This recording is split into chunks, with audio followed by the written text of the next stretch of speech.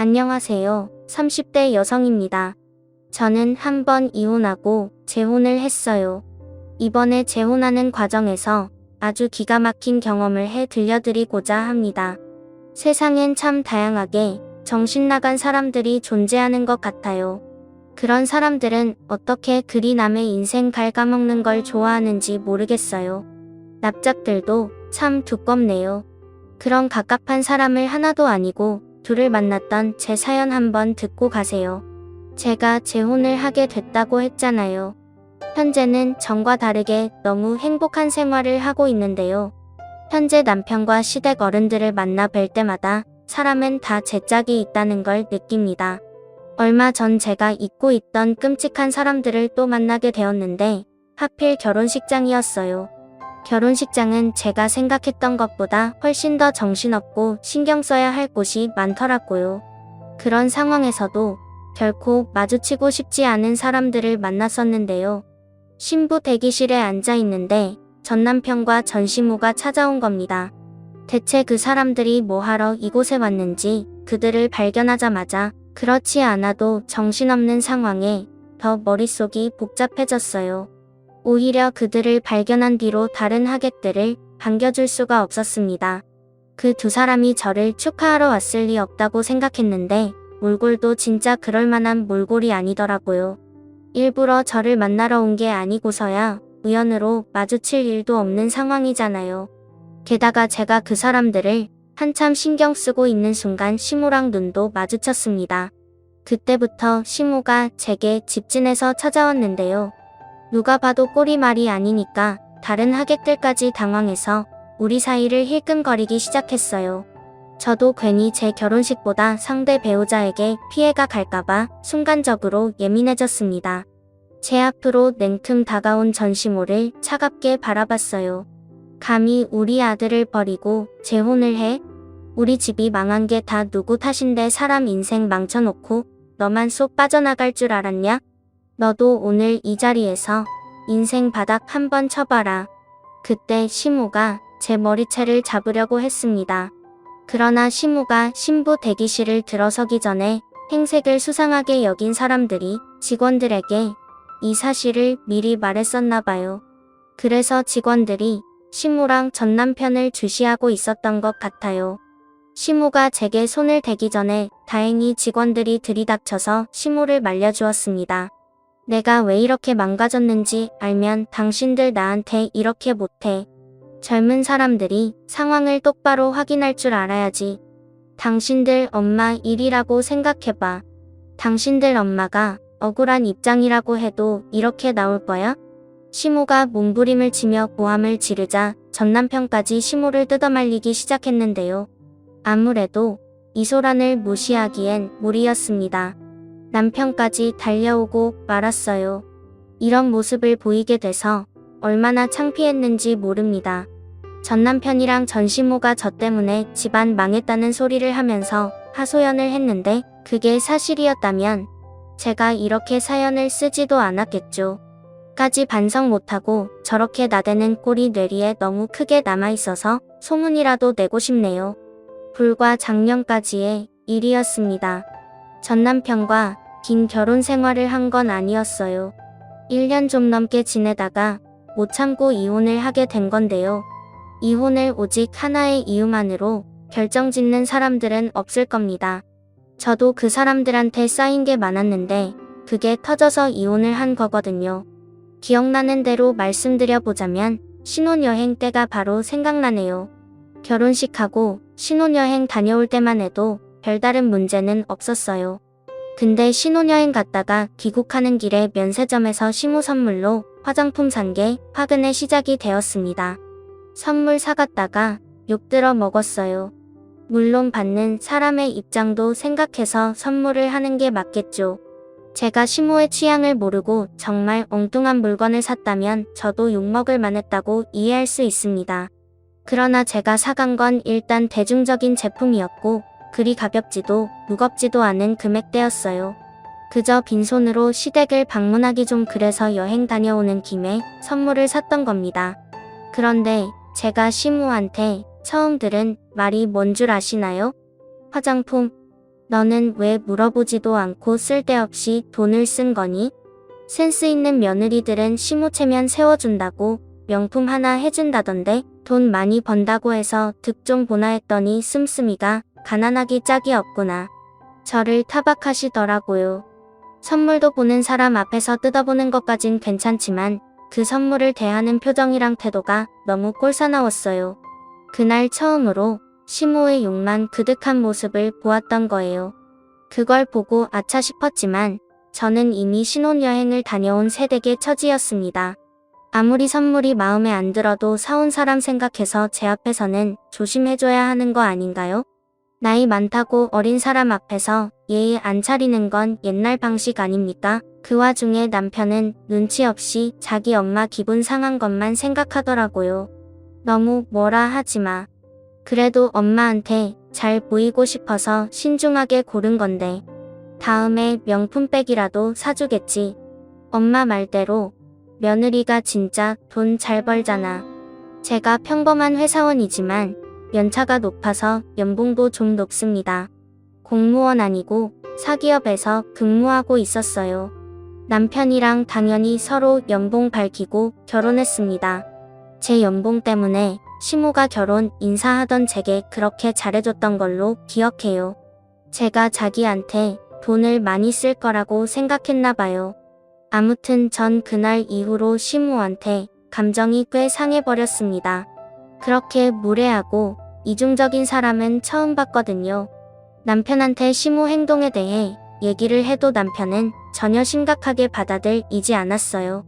오히려 제가 시모 마음을 이해 못해줘서 은근 속 좁은 사람 취급을 하더라고요. 처음이니까 남편의 말에 어쩔 수 없이 납득을 해줬습니다. 하지만 그 납득도 얼마 못 가 빠르게 걷어졌는데요. 도무지 제가 이해할 수 없는 일이 일어난 겁니다. 시댁에는 신우가 한 명 있는데요. 신우가 신혼여행 다녀와서 식구들 선물로 초콜릿을 사왔거든요. 근데 자기 딸내미라 그런지 초콜릿 하나에도 엄청 감동을 하면서 기특하게 여겨주더라고요. 그렇다고 제가 무슨 말을 한 건 아니었습니다.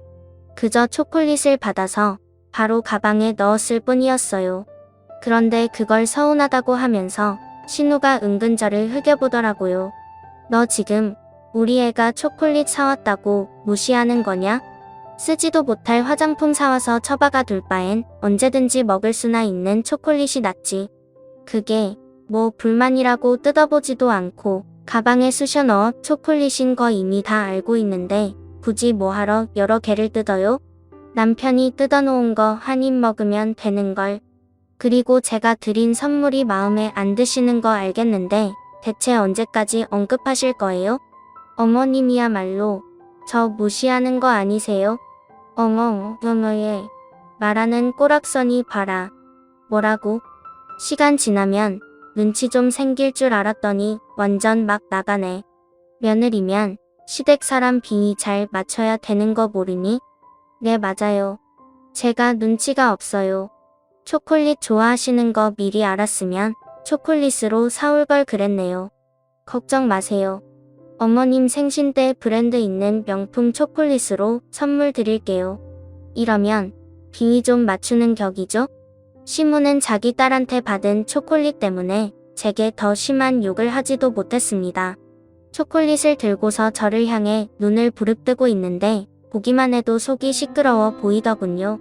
그 난리가 있고 한 달 뒤가 시무 생신이었는데 저는 정말 신우가 산 초콜릿보다 더 고가 제품을 구매해 선물로 드렸어요.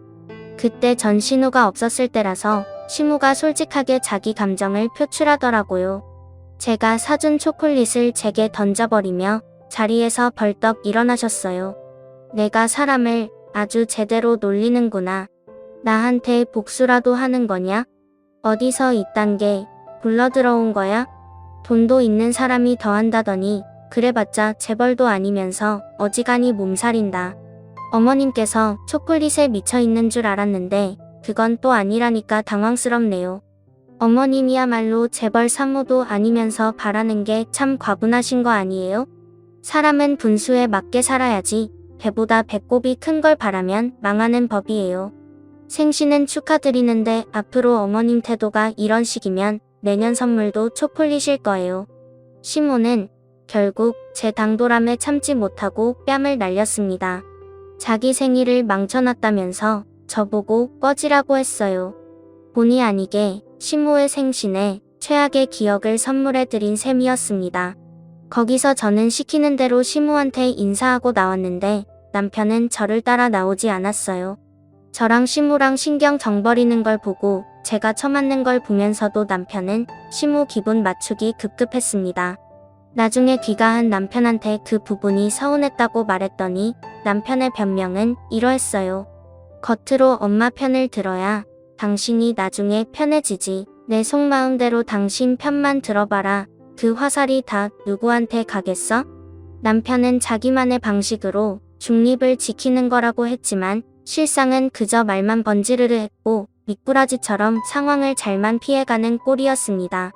아무짝에 쓸모도 없는 중간다리였어요.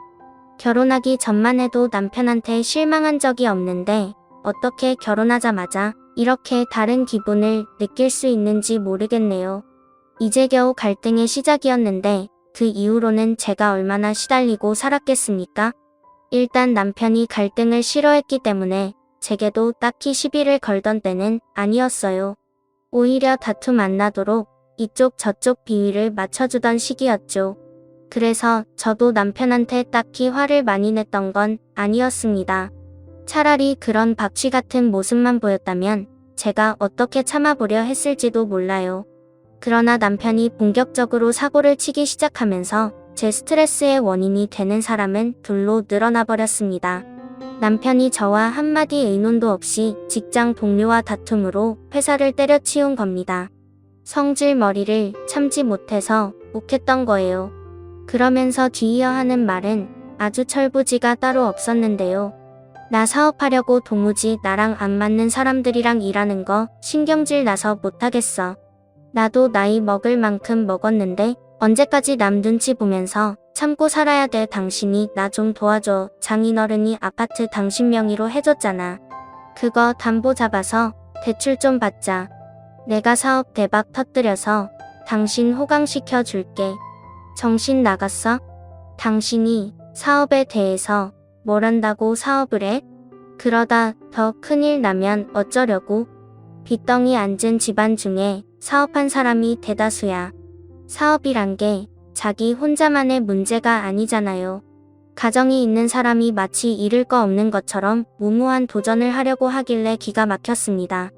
직장 동료랑 싸워서 홧김에 사표 낸 것이 잘한 일인가요? 이럴 때 기죽어서 수그리고 들어가면 직장에서 무시당한다며 떵떵거리는데 정말 한심해 보였습니다. 남편의 쓸데없는 용기 때문에 우리 가정을 위태롭게 만들 수는 없어서 저는 남편의 그 제안을 바로 거절해버렸어요. 그랬더니 남편이 시모한테 그 사실을 얘기한 겁니다. 우리 사이의 문제인데 왜 시모까지 끌어들이는 건지 모르겠어요. 덕분에 이건 더 이상 부부의 문제가 아니라 집안의 문제로 커져버렸습니다. 시모가 우리 집을 찾아와서 남편이 했던 사업 얘기를 하기 시작했는데요. 저한테 돈이라도 맡겨놓은 줄 알았어요. 제 명의의 건물인데 시모가 당당하게 자기들 재산처럼 언급하더라고요. 우리 아들이 원하는 대로 다 해주는 게 좋을 텐데 내가 사업에 대해서 뭘 아니? 어차피 우리 아들 잘 되면 너한테도 좋은 거 아니야? 대체 무슨 근거로 미천없는 자기 아들의 사업을 지지하고 있는 건지 이해가 안 되었어요. 사업에 대해서 모르는 건 시모뿐만 아니라 남편도 마찬가지였거든요.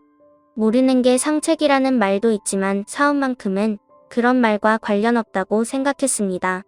그래서 시모의 설득에도 저는 그저 싫다고 거절했어요. 그랬더니 시모가 퇴근하고 나서 저녁마다 시집살이 시키려 작정하고서 저희 집을 찾아오더라고요.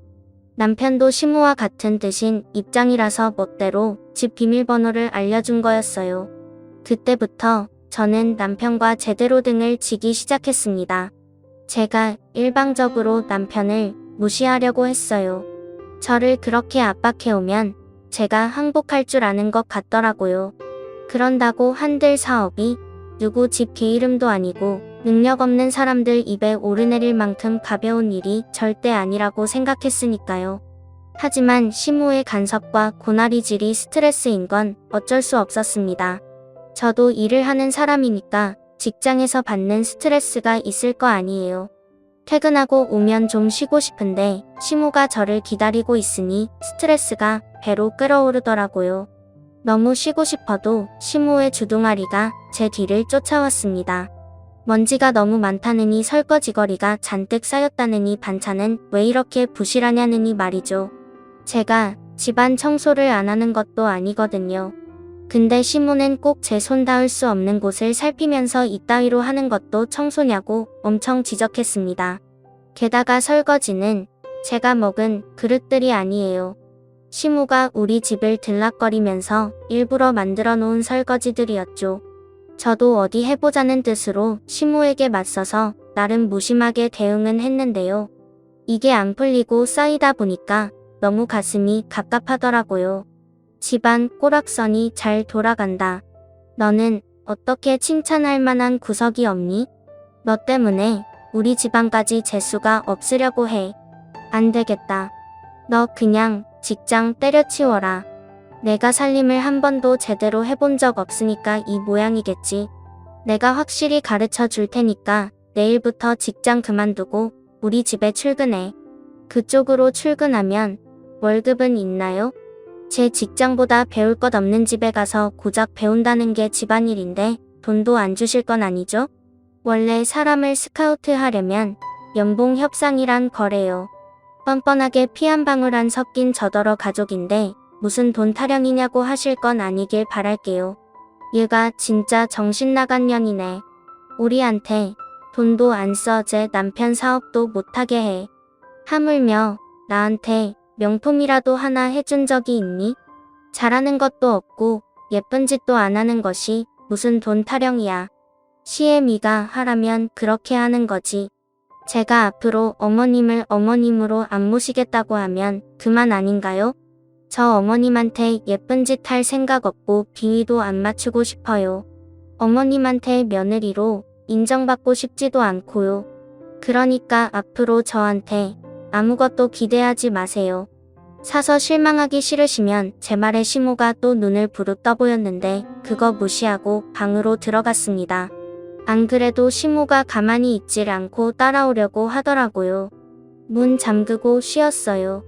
안방에도 화장실이 있으니까 그곳에서 한참 씻고 나왔습니다. 방밖에 조용한 것 같길래 문 열고 나가보니까 남편밖에 없더라고요. 제가 방에서 나오자 잠깐 외출했던 남편이 표정 굳은 채로 제게 다가왔어요. 나를 그렇게 못 믿을 거면 나랑 결혼 왜 했어? 우리가 남도 아니고 내가 무조건 성공시켜줄 수 있다니까 왜 안 믿어져? 나는 당신이 내조 못해도 아무 말 안 했고 우리 엄마한테 예의 없게 굴어도 최대한 참았어. 너는 내가 하고 싶은 대로 살아야 되고 나는 그러면 안 되냐? 와, 피해자인 척 잘한다. 내 말에 억울함은커녕 이기적인 내용밖에 없는데 어쩜 그렇게 손해보고 있는 얼굴을 할 수가 있어? 당신이 이렇게 연기 잘하는 사람인 줄 몰랐네. 어머님한테 들었는지 모르겠는데 나 진짜 마지막으로 경고하는 거야. 난 사업 절대 반대야.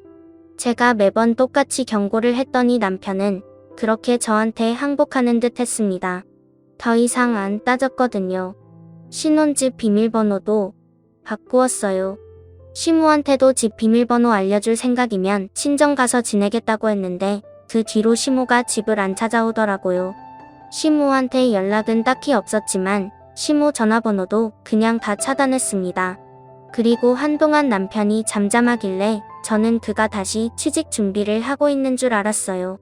일자리도 없는데 매일 외출을 하더라고요. 그런데 그마저도 제 착각이었습니다. 남편의 똥꼬집이 어디 갈 리가 없는데 아니 이랬어요. 그동안 남편은 사업에 단 1%도 미련을 못 버렸던 거예요. 결국 사업장을 차리게 되었다고 저한테 먼저 말을 걸더군요. 무슨 돈으로 했냐니까 시무가 시댁을 담보로 접고 대출을 받았다고 하는 겁니다. 시댁 재산은 오직 아파트밖에 없거든요. 근데 비전 없는 남편한테 전 재산을 걸고 자금을 해결해줬다네요. 벌써 사무실까지 다 꾸려진 상태로 제게 말을 하는 거였어요. 할 수 없이 저도 체념하고 들었던 것 같아요. 우선 정확하게 뭐 하는 사업인지 몰라서 물어봤습니다. 그런데 물어볼 때마다 남편이 이상하리만큼 예민하게 반응하는 겁니다. 내가 어디 음지에서 돈 벌어오는 걸까봐? 내 돈 빌려서 하는 것도 아닌데 아직도 의심이 많다? 어차피 넌 말해줘도 모르는 사업이야. 남자가 하는 일에 일일이 신경 쓰지 마. 그래, 알아서 잘해봐. 나한테 도와달라고 손만 안 벌리면 돼. 나 분명 말렸는데 무시하고 시작한 건 당신이니까 내 탓도 하지 말고. 남편은 아주 자신감이 넘치는 상태였습니다. 대체 무슨 일을 하길래 저렇게 성공을 보장하는 건가 궁금하기도 했어요. 그렇지만 더 물어보진 않았습니다. 굳이 가라앉힌 갈등을 다시 들추고 싶지 않았거든요. 그렇게 불안감만 안고서 시간을 보냈는데요. 의외로 남편 사업이 정말 잘 되는 건지 돈을 꽤나 버는 것 같더라고요. 사업 시작한 지 2달 만에 생활비만 무려 월 300만 원씩 턱턱 갖다 주는 게 아니겠어요? 이렇게 큰 돈은 어디서 났어? 정말 당신이 사업해서 벌어온 돈이야? 그렇다니까. 이제야 남편 능력 좀 믿겠냐? 앞으로 더 승승장구할 날만 남았으니까 벌써부터 놀라지 마. 우리 빚 다 갚고 나면 당신 일 그만두고 집에서 쉬어도 돼. 솔직히 남편을 많이 아팠는데 좀 충격이었어요. 정말 사업이 더 잘 맞는 사람이었나 싶었고 그동안 사업을 말렸던 제가 잘못 판단했던 거라 생각하기까지 했어요. 어떤 사업을 하는지는 그때까지도 몰랐지만 좋은 게 좋은 거지 하고 생각해서 남편이 주는 생활비를 고스란히 받았습니다. 마치 부자가 된 것처럼 행복하게 사치를 부렸고 먹고 싶은 거 다 먹어가며 펑펑 썼죠. 남편 일이 잘 풀리자 시무와의 관계도 저절로 회복이 되었는데요. 시무는 저에게 남은 앙심이 큰지 마치 재벌 사무라도 된 것처럼 저한테 자부심을 부리기 시작했어요. 그게 저의 심기를 불편하게 만들었고 자기 아들 믿고 제게 함부로 하기만 하는 시무한테 점점 질려갔습니다. 그 와중에 짜증났던 건 남편이 또 시무한테 집 비밀번호를 알려줬다는 거예요. 내 아들 돈으로 펑펑 놀고 먹는다면서 내 돈 주기는 싫고 내 아들 돈은 쓰고 싶나 보지? 그렇게 돈 좋아할 거면서 뭐하러 쌤님인 척 딱딱하게 굴었대? 앞으로 우리 아들이 돈 필요하다고 하면 군말 없이 대줘라. 알겠니? 제 돈을 왜 어머님이 이래라 저래라 하세요? 그때 돼서도 결정은 제가 해요. 그리고 사업은 길게 보는 거지 시작돼 성공했다고 쭉 성공할 일 한 법 없잖아요. 벌써부터 긴장 놓지 마세요. 남편이 돈을 많이 벌어다 주니까 시무 입장에선 제가 그만 꼬리를 내리고 넙죽 엎드려야 한다고 생각한 것 같아요. 저도 남편이 생활비를 많이 가져다 주면 좋죠. 그런데 그걸로 비굴해지긴 싫거든요. 그래서 저만의 수신을 끝까지 굽히지 않았던 건데 시무가 그게 마음에 안 들었나 봐요. 아들이 자기의 유일한 방패막인지 제 행동을 과장해서 남편한테 고스란히 말하더군요. 남편 역시 제 편은 아니었어요. 남편도 돈 때문에 제가 굽히고 들어오길 바랬습니다. 자기 돈 많은 걸 자꾸 내세우면서 허세를 엄청 부렸고요. 자기 엄마 무시하냐고 엄청 많이 발끈했어요. 두 사람의 갑질이 기분 나빴지만 그래도 남편이 생활비를 많이 주니까 그냥 참았어요. 그렇게 날을 보내던 어느 날이었어요. 갑자기 남편과 싸웠다던 그 직장 동료가 제게 따로 연락을 해온 겁니다. 너무 느닷없는 발신자라서 아무 생각 없이 받았는데요. 그 동료 직원한테서 놀라운 사실을 들었어요. 남편이 회사에서 잘리게 된 이유를 설명해 주더라고요. 저는 남편이 동료 직원이랑 싸워서 스스로 사표를 낸 걸로 알고 있는 상태였는데 동료 직원이 말하는 건 달랐습니다. 남편이 휴대폰으로 코인하다가 상부에 들켜서 잘렸다는 말을 하더군요. 회사를 나가서 더 자유롭게 코인을 하고 다닌다고 했어요. 알고 보니 남편이 제게 주는 엄청난 생활비를 코인으로 벌어주고 있었던 거예요. 머리끝까지 소름이 돋았고 얼마나 화가 났는지 몰라요. 너무 큰 배신감이 느껴졌지만 일단 남편에게 티는 안 냈습니다. 불같은 성격의 남편이 무슨 짓을 더 할지 모르니까요.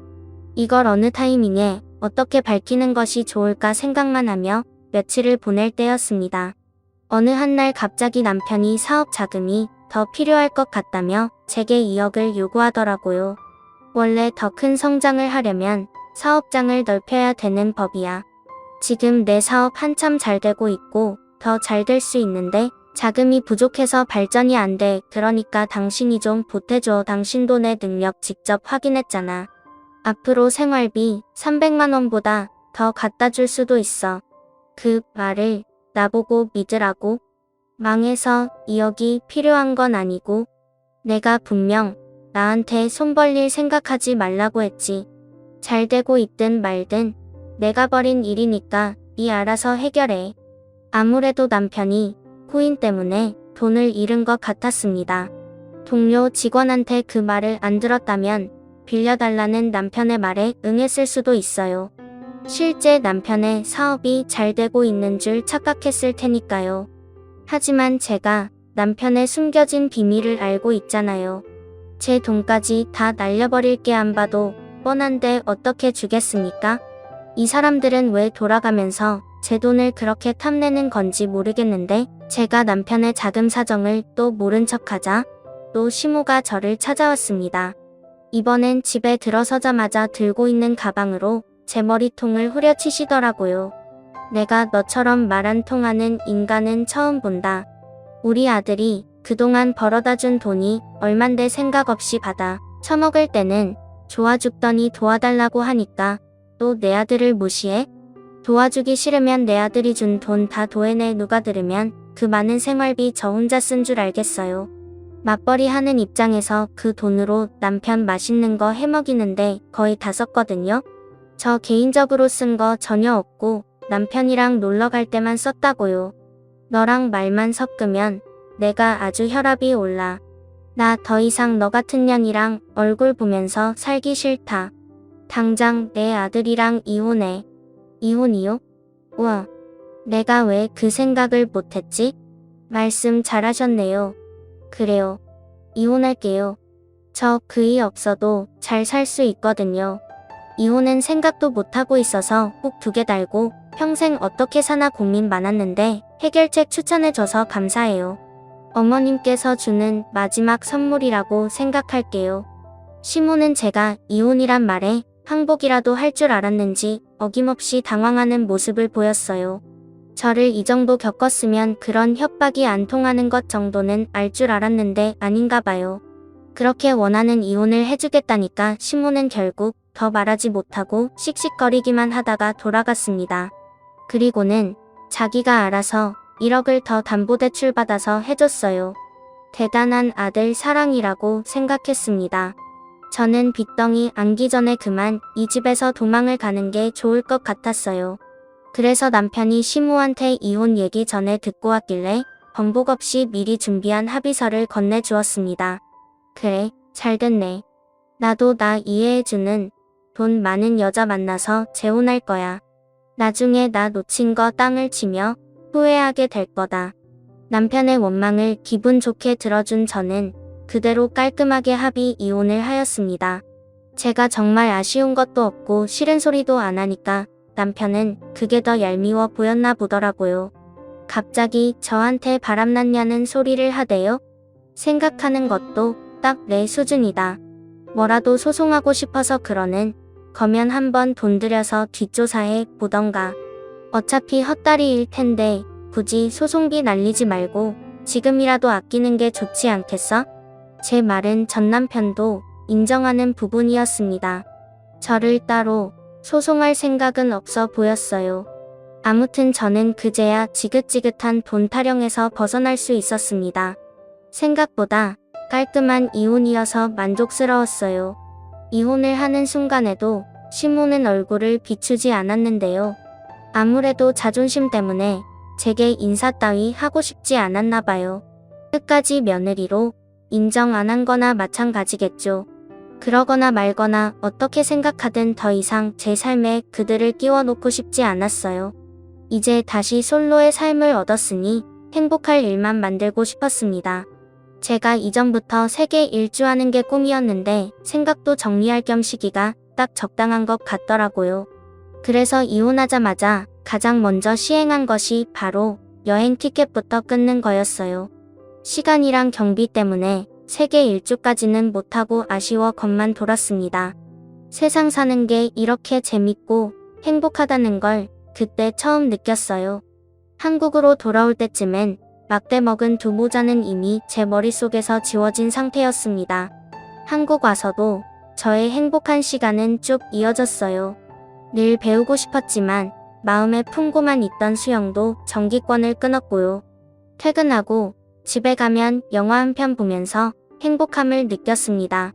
이혼만이 제가 사는 길이었는지 좋은 일은 끊임없이 이어졌어요. 저 이혼하고 얼마 안 가 승진도 했잖아요. 어쩜 이렇게 행운만 타르는지 모르겠어요. 제가 결혼한다고 직장 그만뒀으면 어쩔 뻔했습니까? 행복한 시간이 길어질수록 과거의 상처는 더 빨리 잊혀갔는데요. 어느 날 직장에서 제휴 맺은 리조트에 할인가로 갈 수 있다는 공고가 올라왔어요. 휴양지를 좋아했던 저는 당장 신청했습니다. 혼자 놀러가서 그동안 배웠던 수영 연습도 했었어요. 그런데 그곳에서 그만 사고가 나버린 겁니다. 수영하다가 쥐가 내려서 그대로 물속에 빠져버렸어요. 물에서 쥐가 나면 왜 큰일 난다고 하는지 그때 강하게 느꼈습니다. 제가 아무래도 앞으로의 운을 그날 다 쓴 게 아닌가 싶은데요. 제가 빠진 순간 저 혼자 있었던 게 아닌지 어떤 남자가 저를 바로 구해주었어요. 그런데 거기서 끝난 게 아니라 그 남자와 의외의 인연이 돼서 통성명을 하게 되었습니다. 대화를 하다 보니 알게 된 건데 그 남자는 한 회사의 사장을 하고 있는 사람이었어요. 아빠한테 회사를 물려받은 지 2년이 되었다고 하더라고요. 저랑 또래였는데 벌써 오너 자리에서 큰일을 하고 있다니까 존경스러웠습니다. 그 뒤로 여행하는 동안 그 남자와 연락을 많이 했어요. 솔직히 그 남자가 무슨 마음으로 그러는지 알겠더라고요. 그의 마음이 좀 부담스러웠는데 그건 지난날의 상처가 떠올랐기 때문이었어요. 두 번 다시 남자를 사귀고 싶지 않았거든요. 혼자가 편하다는 걸 알았고 결혼은 제게 아무짝에 쓸모없는 문화라는 것도 알았으니까요. 그래서 제 마음을 솔직하게 말씀드렸어요. 하지만 그 리소트 남자분이 쉽게 물러나질 않더라고요. 자신이 은인이라는 이유로 계속 밥 한 끼 하자며 연락을 지속했습니다. 원래 은인이랑은 평생 가야 하는 거라는 농담까지 하면서요. 저보고 친구로만 지내도 좋으니까 연락만 하자길래 할 수 없이 만남을 이어갔죠. 그렇게 마지못해 연락하다가 마음이 움직여서 연애까지 하게 된 겁니다. 사귀기까지 한 2년은 걸렸어요. 그동안 기다려준 남자에게 감동한 부분도 있어서 마음이 움직였던 것 같네요. 그분은 제가 이혼한 여자라고 해도 개의치 않아 하더라고요. 그것도 좀 신기하긴 했어요. 아, 그리고 그 남자도 한 번 갔다가 온 남자라고 했습니다. 전처가 의부증이어서 이혼했다고 하더라고요. 차라리 잘 됐다고 생각했어요. 저만 이혼녀 입장이면 남자한테 너무 미안할 것 같았거든요. 서로 이혼의 상처를 보듬어 줄 수 있으니까 제 마음이 더 열렸던 것 같습니다. 그렇게 연애 2년 만에 갑자기 이 남자와는 진짜 잘 살 수 있겠다는 마음이 들었어요. 정말 위험하게도 결혼에 감정이 들었다는 거죠. 취미생활도 비슷했고 제가 뭘 하던 전부 이해를 해주니까 한 번도 느껴본 적 없는 다정함을 많이 느꼈습니다. 그 남자 옆에 있으면 마음이 저절로 따뜻해졌어요. 그리고 무엇보다 시부모님이 사업체를 이끄는 사람이다 보니까 재산도 꽤나 있으셨고 가정이나 노후도 탄탄하게 대비가 되어 있는 분들이라 다른 걱정이 없었습니다. 그걸 남자가 더 많이 어필해줬어요. 저한테 아무것도 하지 말고 몸만 오라고 하더라고요. 손에 물 한 방울 안 묻히게 한다는 약속은 못하겠지만 2번이나 같은 상처받게 하는 일은 절대 없을 거라고 약속까지 해주었습니다. 시집와서 알콩달콩 살아보자는 남자의 말에 저는 끝내 재혼을 결심했어요. 생명의 은인이 제 남편이 된 거죠. 그리고 결혼을 준비하는 과정에 축복이 찾아왔는데요. 제가 임신까지 하게 된 겁니다. 그렇잖아도 재혼으로 축하받고 있었는데 완전 겹경사였어요. 무엇보다 시부모님이 가장 크게 축하해 주셨습니다. 저보고 고생했다면서 외제차를 한 대 뽑아주는 거 아니겠어요? 너무 과분한 선물이라 괜찮다고 말렸지만 시모가 제 2손을 꼭 잡으면서 자기 아들이 이렇게까지 많이 웃는 건 처음 봤다고 저보고 은인이나 다름없다고 하더라고요. 남편이 이혼하고서 몸도 마음도 많이 상했었나 봅니다. 시모가 남편 걱정으로 2발 뻗고 잔 적이 없다고 했어요. 저를 만나고부터 남편한테서 다시 화색이 돋았는데 시모한테는 그게 그렇게 세상을 다 가진 것 마냥 고마웠다고 하네요. 그러면서 시모가 앞으로 힘든 일 있으면 절대 참지 말고 자기한테 말해달라고도 했어요. 이혼녀란 저의 꼬리표가 보기 싫을 수도 있을 텐데 시모는 그런 소리 한 번도 하지 않았고 그저 저만 보면 예쁘다는 소리만 남발하셨습니다. 결혼이 2번째인데도 그런 관심은 처음 받아서 당황스럽다가도 행복했어요. 그렇게 결혼식 당일이 되었어요. 시부모님의 힘으로 결혼식이 아주 성대하게 열렸습니다. 그리고 그곳에서 초대하지 않은 손님들이 찾아오고 말았어요. 너무 기쁜 날에 제 기분을 다 망치는 2사람이 나타나고 만 겁니다. 바로 전 남편과 전 시모였어요. 이혼하고 처음 보는 자리였는데 그게 하필 제 결혼식이었네요. 상상만 해도 최악이지 않습니까? 아무튼 멀찍이 있는 그들을 먼저 발견한 저는 처음부터 아는 체를 하지 않았어요. 일단 전 남편이랑 전 시모의 몰골이 누추한 게 옷도 꽤 제재했어요. 어디 며칠간 노숙한 것 같은 꼬락선이라서 좀 놀랐습니다. 딱 보니까 전 시모가 뒤늦게 전 남편한테 투자한 전 재산마저도 날린 것 같은 모습이었어요. 그렇게 그들을 몰래 쳐다보다가 전 시모가 저랑 눈이 딱 마주쳤을 때 신부 대기실로 쳐들어온 겁니다. 앞서 말씀드렸던 것처럼 시모는 저 때문에 인생 망했다고 제 손에 들린 부케를 내던지며 말을 했죠. 결국 전 남편과 재혼할 남편까지 신부 대기실로 다 모이는 상황이 발생했어요. 남편에게 이 꼴을 안 보이고 싶었는데 얼마나 수치스러웠는지 모릅니다. 남편은 제게 왜 그러냐고 이 사람들이랑 무슨 사이냐고 묻길래 저 솔직히 말해줬습니다. 내 전 남편과 전 시모라고 말이죠. 그러니까 제 사정을 다 아는 남편의 인상이 세게 구겨지더라고요. 남편이 전 남편한테 한마디 하려고 했는데 그 순간 아무 말도 못하고 다시 입을 닫아버렸습니다. 남편은 전 남편이 아닌 전 시모를 한참 보면서 무언가를 떠올리는 표정을 하였어요. 그러다가 생각하려던 게 떠올랐는지 남편이 저한테 귓속말을 하더라고요. 우리 회사 화장실 청소하시던 아주머니 같은데 내가 이력서 보고 뽑았던 기억이 있어. 남편 얘기를 듣자마자 말도 안 되는 소리라고 생각했어요. 남편이 다른 사람이랑 착각한 게 아닌가 싶었습니다. 왜냐하면 전 시모는 허리가 안 좋다며 집에서 쉬기만 하는 사람이었거든요. 절대 나가서 굳은 일을 할 위인이 못 됩니다. 전 남편이 일자리 잘려서 생활비랑 용돈이 없을 때도 절대 바깥일을 안 했던 사람이었어요. 그런데 청소라니 당연히 남편이 착각했다고 생각했죠. 하지만 전 시모 반응은 좀 눈길이 갔습니다. 눈에 띄게 남편을 모른 채 하려고 하더라고요. 그때 남편이 제게 귓속말로 쐐기 박는 소리를 했는데요. 아니야, 맞네. 아들이 코인으로 쫄딱 망해서 노숙하고 있다고 제발 도와달라 그랬었어. 담보대출을 많이 해서 집을 잃었다고. 얼마나 사정했는데. 그때 저 아줌마 보면서 참 불쌍한 인생이라 생각했었다고. 남편의 말이 맞았어요. 역시 그 2사람은 코인 때문에 재산을 날려서 알거지가 된 거였습니다. 도무지 방도가 없던 전 시모가 결국 자기 고집을 꺾고 일자리를 구했나 봐요. 나이 70살 먹었어도 돈이란 건 죽을 때까지 없어선 안 되잖아요. 허리도 안 좋은 전시모는 어쩔 수 없이 아들 대신 생활비를 벌고 있는 사정이었던 거예요. 그게 하필 남편의 회사라는 것이 정말 기상천외한 일이었습니다.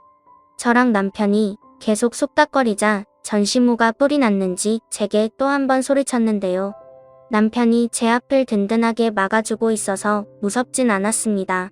우리 아들은 피눈물 흘리는데 넌 아주 낯빛이 좋다. 어디서 남자 하나 후려서 인생 펴볼 작정인가 보지? 내가 내 아들 인생 망친 년 행복하도록 가만둘 것 같니? 넌 잘못 걸렸어.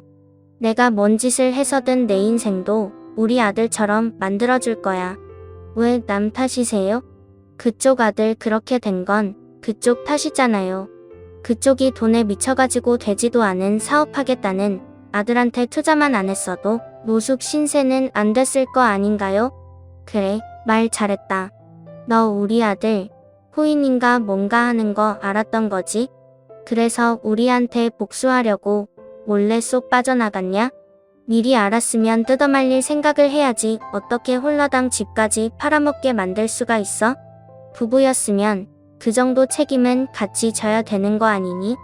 잘 되면 내 탓, 안 되면 남 탓하는 건 여전하시네요. 그래서 제가 하지 말라고 말렸던 거 기억 안 나세요? 그때도 사람 하나 잡아먹을 것처럼 돈 달라고 소리 지르더니 된통 당해보니까 대체 왜 그랬을까 싶어요? 저 복수한 거 맞아요.